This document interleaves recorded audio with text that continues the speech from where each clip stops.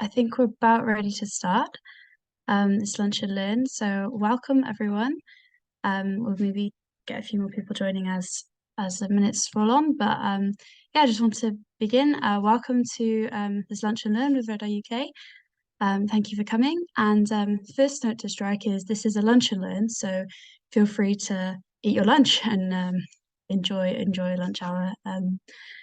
Yeah, get comfortable. So yeah, we're really thrilled to have people joining us today from really wide range of backgrounds and sectors. We're here to discuss humanitarian engineering, and we want to tell you why it matters. And we have friends from the humanitarian and engineering sectors, as well as everyone in between. So really warm welcome to you all. My name is Abby. I'm the communications coordinator at RedR UK. So I'm going to be hosting the discussion today. I want to say if you have any questions or reflections on the discussion, you want to contribute something, or if you'd like to query something, or clarify, challenge something, we definitely want to encourage dialogue and discussion and a really stimulating time. So please put that in the chat, and we're going to leave lots of time for that discussion at the end. So I'm joined today by two of my engineering colleagues from the RedR UK programs team who will be speaking to us today about humanitarian engineering. I'm joined by Noor, who's our senior technical programs coordinator. He's a technical focal point for RedR's work on humanitarian engineering. He's leading our response to the earthquakes in Morocco that we'll be discussing today. And he's also coordinating publication of the third edition of the Engineering in Emergencies Handbook, which will be forthcoming in the next few months. And I'm also joined by Mohammed. He's the RedR UK Emergency Response Coordinator and project lead for our response to the flooding in Libya. And until recently, he was also the project lead for our humanitarian engineering project in Turkey and Syria, following the earthquakes which occurred there in February. So welcome to you both as well, and we're looking forward to hearing from you. Just before we get started, we thought it would be great to share a poll with everyone to see who we have on the call. So I'm going to ask our technical co-host to, brilliant, there it is. So yeah, please share with us where you're coming from, where would you position yourself, kind of sector. It'd be great to see what a variety of people we have with us today. So just give a moment or two for that. And also, if you want to put your name, your organization, your location in the chat as well, it would be great to say hello and see who we've got on the call as well.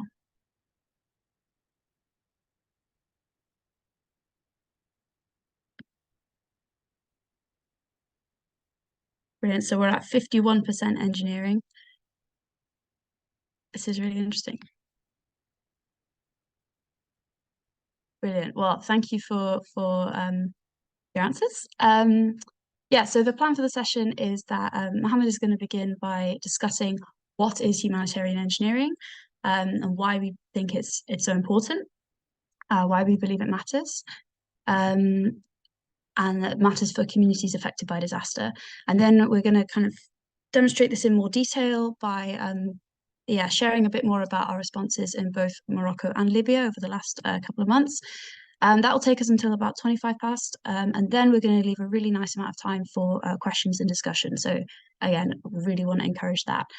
And just as we begin, I want to emphasize as well that none of the work that we do is possible without the generous support of a real range of partners that we work with on these responses and in other projects as well. So we really want to highlight all of that amazing support from our partners and yeah, really emphasize that point. So yeah, without further ado, I'm going to hand over to Mohammed and he's going to tell us about humanitarian engineering.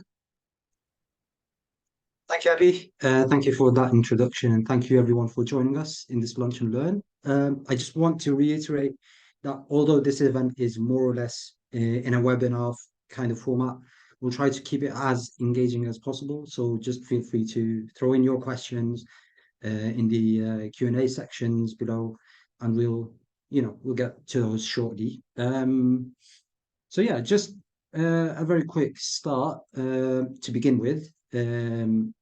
Let's start with obviously our leading question of what is humanitarian engineering. So within the work that RedR does, we use these guidelines to guide our work and operations. So it firstly involves bringing sectors together. So meaning that those who don't usually engage with each other in day-to-day work are brought together towards a more effective response to humanitarian crises. In other words, we call it bridging the gap between the humanitarian slash charity sector with the rather, some would say, conventional engineering sector.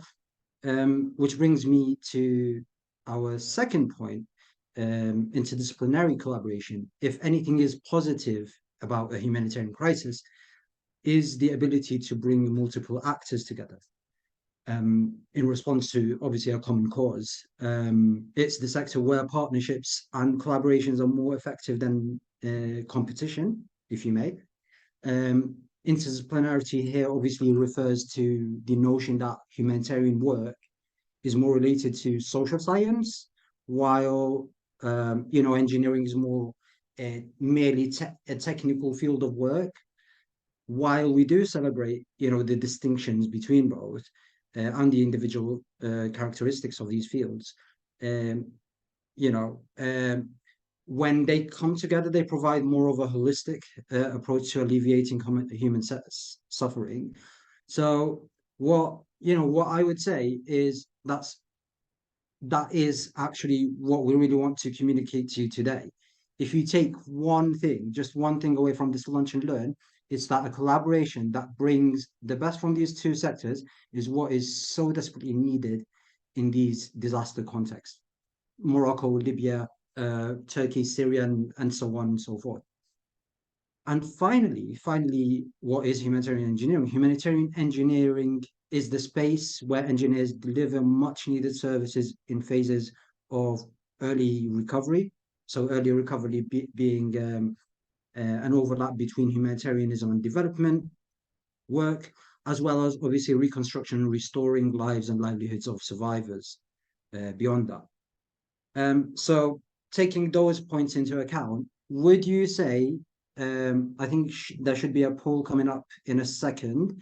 Would you say that, um, have you ever had the opportunity to work as a humanitarian engineer?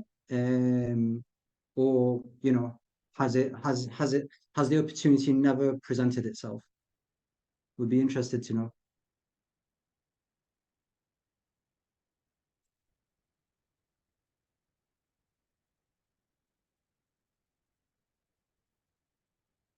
Okay, I can see the numbers of people who unfortunately haven't had the opportunity before are rising.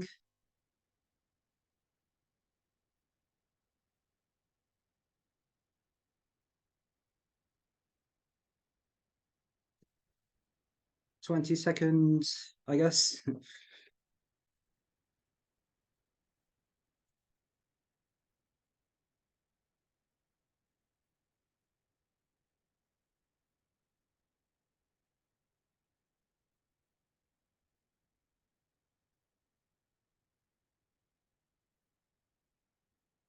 Okie dokie. The results are in, I guess. So those 38%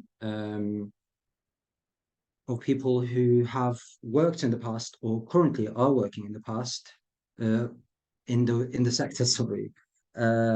Hopefully this presentation and these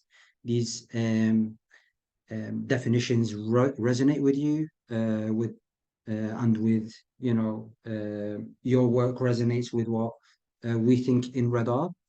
And for those who voted never had the opportunity, well, I hope this serves as an inspiration. Remember, it's a collaborative sector, and the more the merrier. So just to move on, okay, yeah, we know that there's this term humanitarian engineering, but obviously the next question would be what roles do engineers play?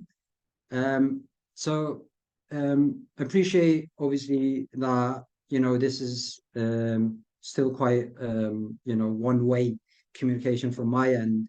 and obviously I'm answering all these questions on your behalf. But again, feel free to drop comments and questions in the chat box and the Q&A.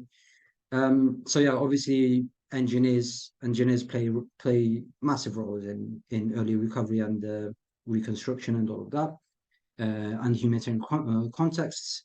Obviously, rapid assessments, infrastructure, rehabilitation, reconstruction, wash solutions, energy solutions, communication systems and telecoms, etc. But obviously, um, how do we do that in the sector and within RedR's work? So we first support and enable local capacities in taking informed designing decisions. We then we do it through knowledge transfer and capacity improvement, and not to forget utilizing global and local expertise to transfer knowledge through coaching and mentoring. So our approach obviously is um, to make sure ours and our partners' response is built on evidence and amplifying the voices of affected communities and responders, actively engaging with those voices and holding ourselves first and foremost accountable and reflexive in our response. And finally, and of course, championing local capacity because we believe they know the best about their contexts.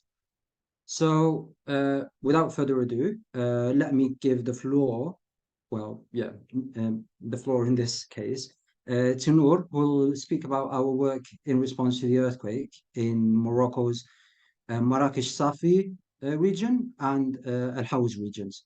So, Noor, it's all yours. Um, Thank you, Mohammed.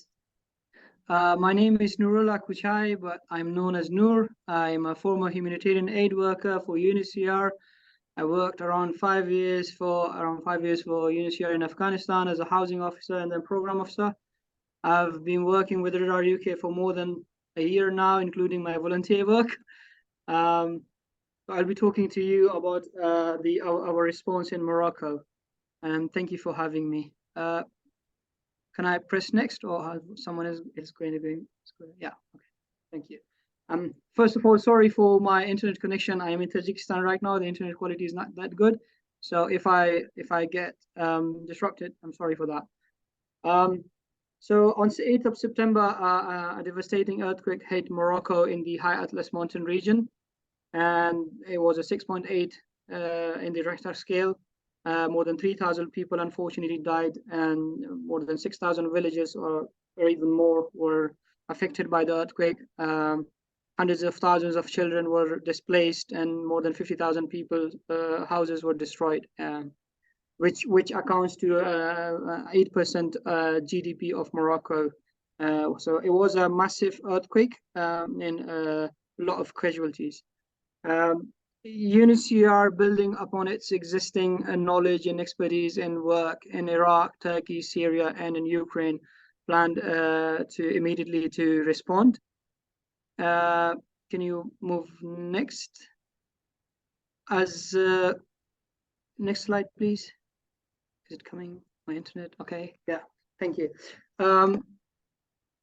So currently, thank you.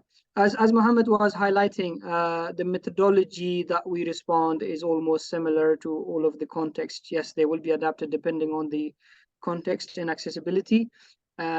We started immediately a learning needs assessment to identify what are the learning needs, what trainings needed in the country there. So we launched 2 learning needs assessment, a general survey of the learning needs of humanitarian aid workers there, and then a technical survey of the learning needs of technical responders in the country. In addition to that, we sent our emergency response coordinator, Mohammed, who conducted for us an on-ground assessment, which was very informative and very helpful. Now, the situation in Morocco is slightly very different compared to other contexts. So the cluster system does not exist. those organizations who were educational or cultural, non-profit organization, local NGOs, they were kind of put in positions of humanitarian aid responders. So the needs were quite a lot, and all of those needs were identified through the learning needs assessment. And we are planning to do this, as Mohammed was saying, this is a sector that runs on collaboration and coordination. So we are working on building, and we've already built some partnerships with the local organizations that are there, and the internationals, and also the local NGOs. How does the LNAs, the learning needs assessments, helps us is that we pick up the local needs and embed them in our trainings, and we design our trainings to resolve and also to meet those training needs within the communities, and that's how we achieve localization. After analysis of the results of the learning needs assessment, we have identified some trainings, for example, the communication and community engagement, which makes sense because Morocco recently did not have an experience of such to respond to a disaster. So communities and local organizations really needed to be connected. Mental health and psychological support, those who were responding had really seen trauma and conducting needs assessment. But we also are going to deliver a TOT where we will train some local responders as trainers, so they can then deliver the trainings to others. And one of the main technical training that we are going to be delivering is the assessment, repair, and retrofitting, seismic retrofitting techniques in vernacular buildings. We hope that in the future we'll be able to do a training course on cultural preservation, and we are planning to do that hopefully in the near future. Can you move next slide, please? Do I have any other slides, or that's it? Thank you, Noor. Oh, yeah, okay, that's it. So that's the response. That's what you're doing. Sorry, Mohammed. And please feel free to get in touch if you are interested in our work or if you can support us somehow. Thank you. Perfect. Thank you, Noor. And yes, extraordinary work that you are leading on in Morocco. And it's my sincere pleasure to work alongside with you on that. So thanks again. So moving on to Libya, where an outburst of two dams in the valleys close to Derna had caused large destruction and tragic loss of life. Figures of deaths are above 4,000 people, according to the WHO and the Libyan Health Ministry at the time of right before this presentation. But yeah, many others accounted for being missing. But yeah, obviously, loss of life would be the explanation of that as well. And obviously, with the disaster, it resulted in a high rise in basic needs and services, as you can imagine, including the need for technical capacities that can ensure adequate shelter, water and sanitation facilities. All of those are available for the affected population. So how are we responding? Our methodologies, as Noor was mentioning, are usually this kind of threefold steps of work.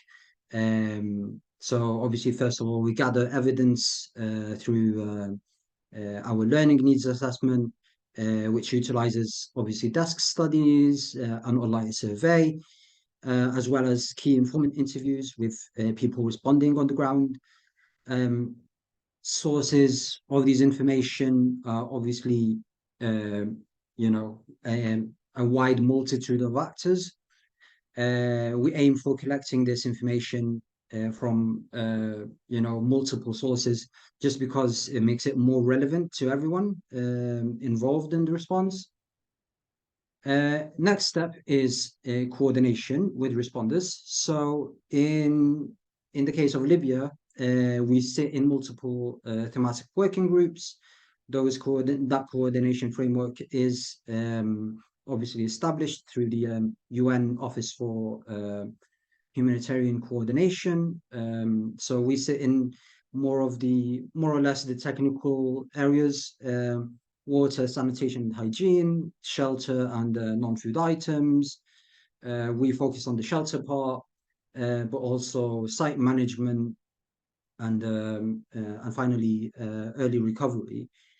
We also make sure to work in a bilateral manner than to staying within that framework of the UN coordination system. So we make sure to engage with the first responders who basically are historically undermined within the international realm of humanitarian coordination, I would say. But obviously, they do know the context best, so it only makes sense for us to do that kind of liaison and coordination with them. And not to forget our engineering partners supporting us create high quality products, making sure we adhere to standards and good technical practice. And finally, all of this kind of coordination and evidence informed programming contributes towards designing our online trainings. So for Libya, obviously, we are taking this modality of delivering online because of mainly access constraints, but also because it enables us to reach a wider audience. For Libya, until now, we've started designing training materials for rapid damage assessments for flood-affected structures, some water safety planning, some add-on modules around communication, community engagement, but also staying effective and safe, and looking after a responder's well-being during these times of response and humanitarian work. So yeah, that's basically what we are doing in RedR in general. That's how we work throughout our understanding of what humanitarian engineering is. So yeah, thank you again for listening, and we'll move on to the questions. Thank you. Brilliant. Thank you so much. Thank you to both of you. We've got several questions in the Q&A section. So yeah, please, as we continue talking, please write your questions in the chat in the Q&A section.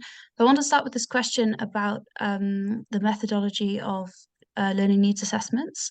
So maybe to both of you on the LNAs for both Libya and Morocco, how could you just give a little bit more detail about what that actually looks like, and then maybe how this is different in each of those contexts? So maybe Mohammed first. Thank you. Obviously, yes. In research work, it's always good to take context into consideration. So we've obviously done loads of LNAs before in Ukraine, in Turkey, Syria, in other contexts, and now obviously we're replicating in a way that kind of work in Morocco and Libya. I'll speak for Libya at the moment. So yeah, what we are doing is obviously bringing all those info kind of documents provided by the thematic working groups, especially the technical ones. Looking into capacity, having bilateral conversations with local responders and in-country coordinators and project managers, but also we do have a live online survey at the moment, which closes next week for responders on the ground. That survey obviously gets analyzed within the broader body of research, which is obviously the rapid learning needs assessment report, and it's also complemented with key informant interviews with actors we find interesting, who have interesting insights when they fill in the online survey, which is structural. So we tend to have key informant interviews, which are let's say semi-structured interviews. I hope that answered the question, Abby. Brilliant. Yeah. Noor, do you have anything to add to that? Yeah, and also I just wanted to compliment on what Mohammed said. It really depends on the context as well. We do adapt our methodology and the way we respond.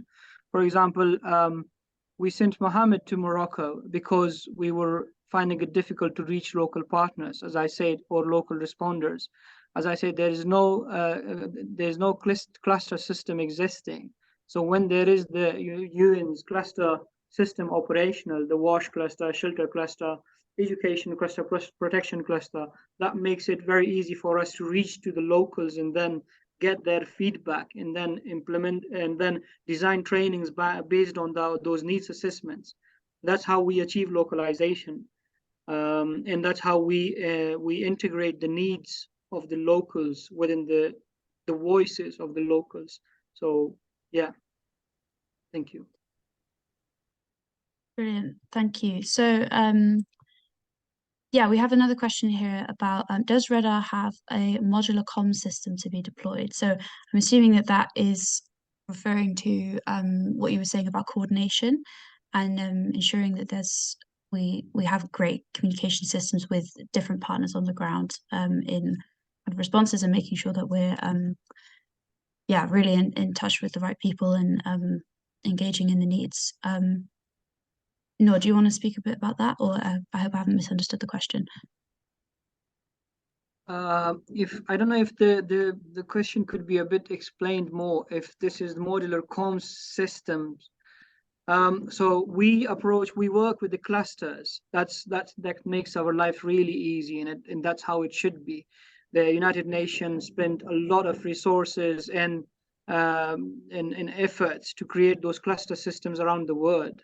Like when we worked in Iraq, we worked the shelter cluster there. We worked with the Ukraine shelter cluster. So we approach those clusters, and then through the clusters we communicate with the local responders. And that's one of the challenges that we are having right now in Morocco. Then that's why the need for sending Mohammed there on the ground. Thank you. Great, thanks. So there's another question here about the learning needs assessment. So I just want to make sure that we're kind of striking this note. So it talks about top-down versus traditional techniques and using local and available resources to be complemented and strengthened by new technologies. So yeah, maybe if both of you just speak about how we avoid being top-down. If I may give an example. So in Ukraine, we were delivering the damage assessment training. And no, we are not doing a top-down approach. We go to the locals, we go to the communities, we pick up the needs, the information, the skills, the resources, the capacities, and then we design projects, training, learning programs to get all together. So in Ukraine, for example, our trainer is a Ukrainian lecturer at the university in Kyiv, and we trained them to become a trainer, and then we developed training program with our engineering partner in the UK with two local consultants within the country. So the local consultants, Ukrainian consultants, had input. The lecturer from the University of Kyiv had input, but then we brought in that global skills, global expertise, and global perspective. So thinking global, acting local kind of stuff. So no, it's not a top bottom. We may sound like that, but actually we work with the community, not just for the communities. We work with local responders from the very beginning. Thank you. Great. I just want to add to that. Sorry, Abby. Just want to add that it is well, obviously, the findings from that those initial learning needs assessment kind of exercises, they're not cast in stone. So obviously we try to amplify the voices that we gather.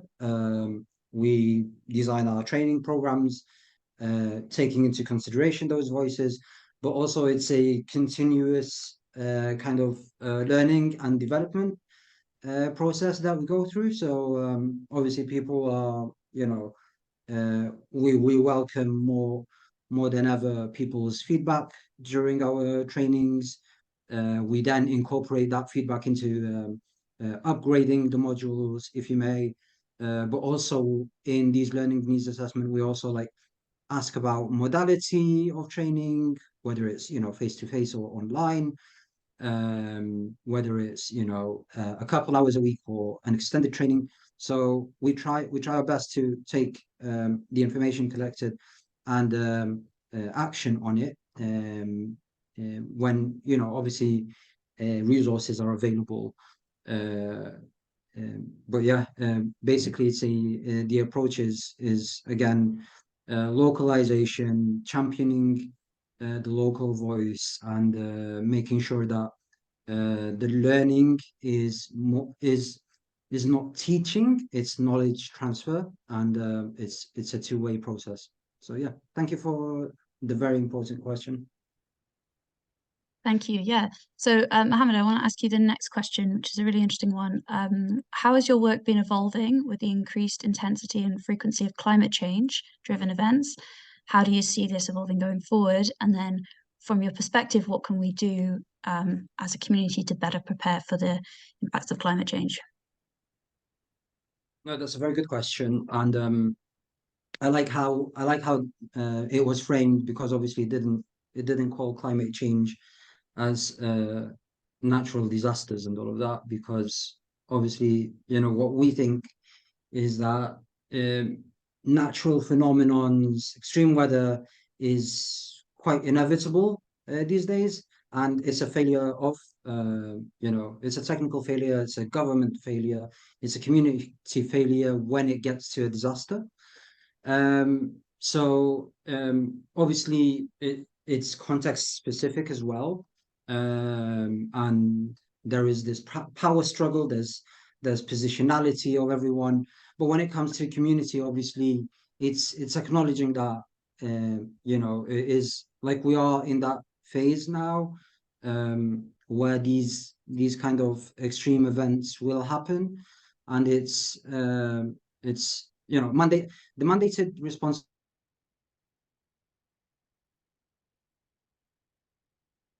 Oh, I think we just lost Mohammed. Yeah, well, I guess while he tries to get back on, Nor, do you want to continue answering the question? Maybe try and pick up where he left off. Oh, you're on mute now. Sorry, I'm sorry. I've always been advocating for collaboration and coordination. There are going to be more severe disasters, and they are going to be more frequent. We had not yet responded to, our response in Ukraine was not yet completed, and then the Morocco earthquake happened, and we had not yet responded to Morocco. Then Libya happened, and it was the same with Turkey and Syria. So we need to be better prepared, and in order to be better prepared, we have a lot of resources and knowledge that can be shared and reused, recycled, and reutilized for the sector, for the humanitarian sector. So collaboration, coordination, and using the skills and resources from the engineering sector, from the architecture sector, from the international specialists, communities in the humanitarian sector would be the way forward, I believe. Brilliant, thank you. Yeah, so Mohammed says his computer crashed, so this is there's always technical difficulties, so we'll see if he makes it back on for the rest of the questions. So in the meantime, there's two questions here that are quite similar, and they're both about the lessons learned and kind of the way that we adapt what we've learned kind of on our responses for the future. So that leads nicely from what you were just saying. So have you already learned in the both of the Morocco and Libya responses any lessons about how we can do things in a better way in the future? And then how do we record and evaluate the lessons learned for the future? Yeah. Before I answer that, there's another question that asks about the timeline for delivery of trainings that you have identified. So we have two types of trainings. One is more focused on emergency, which are self-paced. So immediately we launch them, and it's available for the humanitarian responders. And they are basics of humanitarian principles, psychological support, well-being, security, and basically enabling a humanitarian responders very quickly. So those are self-paced trainings. But then after that, when we move from emergency, we then work on the recovery and reconstruction phase trainings, and those are more online or in person, basically. So those are the two phases of our training programs. What was the question? Abby, can you remind me? It was about lessons learned and how do we record and adapt for the future. Lessons learned. One of the lessons learned is that the biggest lessons learned is none of the two disasters would be similar, and there would be you would feel like, okay, these are two earthquakes. There will be a lot of overlap, and a lot of things would be easily adapted and reused, but it's not the case. You would be required to do everything almost all over again. It's because of the cultural aspects, because of the political aspects, because of the geographical aspects, and because of the existence of the humanitarian system in that country, in that location, in that context. So that is one of the biggest lessons that I have learned since I've been with RedR, and probably Mohammed could share something else as well if he wants to. I don't want to put you on the spot, but that's one of the lessons I wanted to share with you. So there's no one size fit to all. You'll always have to tailor your response to a disaster. Yeah, I can echo on that. Thank you for putting me on the spot, Noor. But yeah, I guess contextualizing and bringing in that local knowledge is what we center our approach and our responses through. I think it's a very important and very interesting area of work to do, because if we're trying to bring like global theories that we think work everywhere, then it's nothing special for that context. We can just call it one size fit all training, and whatever technical methods which are used in one context, we can use it in the other, and just get a complete epic failure out of it, which we would never want to do with basically funding that we get on these responses. So local and contextualized responses are very important for us, because basically it helps us do a relevant response, but also keeps us properly accountable to these communities we serve. So yeah. Brilliant, thank you, and thanks for answering a question that you didn't even hear the question. So that was great. There's another question that leads on really nicely from that, which is I guess relevant for both of you, and especially Mohammed, because you visited both Morocco and Turkey in the aftermath of the earthquakes in both those countries. Have you found anything surprising or different in Morocco compared to the situation in Turkey and Syria?